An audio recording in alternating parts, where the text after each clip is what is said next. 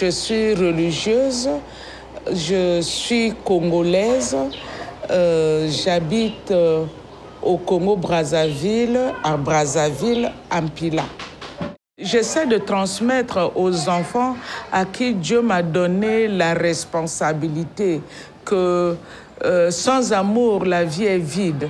Je voudrais qu'ils aiment tout le monde. Vous remarquerez que dans notre orphelinat, il y a des enfants malades.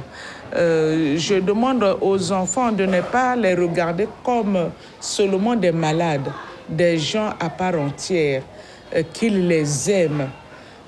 Je leur dis, l'amour est premier. Donc l'amour de Dieu, l'amour des hommes, la solidarité. Donc nous, dans l'orphelinat, nous ne pouvons pas vivre sans solidarité. La vie serait un non-sens. Tout le monde ne peut pas être au même niveau. Ce n'est pas parce qu'il y a des riches que forcément c'est injuste qu'il y ait les riches.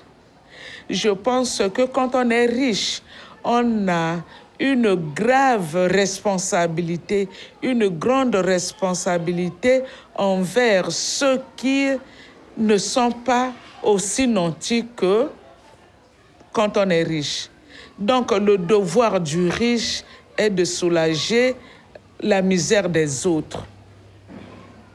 Donc quand on a les moyens et qu'on ne s'occupe pas des autres, je trouve que... Je ne sais même pas qualifier ça. C'est terrible, hein? Maintenant, la plus grande douleur que j'ai eue, c'est de voir mon enfant mourir dans des conditions atroces. J'étais devant là. Nous avons eu un incendie le 1er février. Donc, j'étais debout,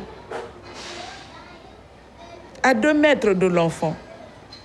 Je savais qu'il était là. Il devait sûrement sentir ma présence. Et le mur de flamme était là. Ça a été atroce pour moi. J'ai déjà vu des enfants mourir, mais ceux-là sont morts paisiblement. Mais celui qui a été brûlé, là, c'était indicible comme souffrance. Ma plus grande douleur, pour le moment, c'est ça. J'y repense tout le temps. En ayant mon orphelinat, malgré les difficultés, et ils sont légion, j'ai la paix, j'ai la joie de souffrir un peu pour les autres. La souffrance n'a pas d'importance quand on donne la vie aux autres.